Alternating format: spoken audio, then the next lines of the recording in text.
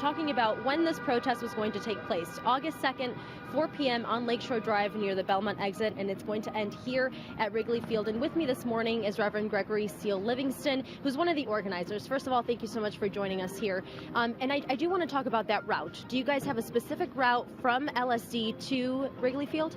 Yes, myself and my co-organizer, T.O. Hardiman, we're going to be blocking Lakeshore Drive around the Belmont exit, and we're going to be blocking, of course, the Belmont exit and all that. And then once we're out there for a certain period of time, we're going to go up the Belmont, entrance ramp onto Belmont Avenue and walk west on Belmont. And from there, we're going to turn right and walk west on Clark, march west on Clark, and march up here to Wrigley Field. And Reverend, I do want to ask you, why are these protests so important? We saw what happened at the Dan Raya Expressway. Why is this one so important?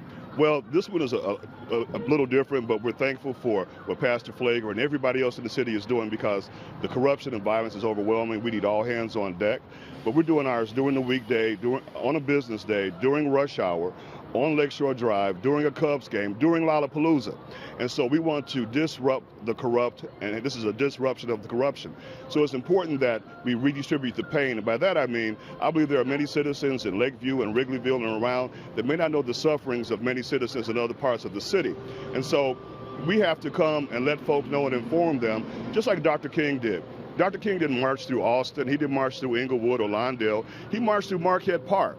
And when he marched through Marquette Park at that time, there were people that didn't like him and what he was doing and the people he was bringing there, and they threw bottles and bricks, hit him in the head with those things. He marched through Cicero. Again, these were not places that were friendly or comfortable. So we're doing what Gandhi and what King and what Jesus did. So nothing new is being done here. And what they did worked, because we're further along as a race of human beings than we were before, had they not done that.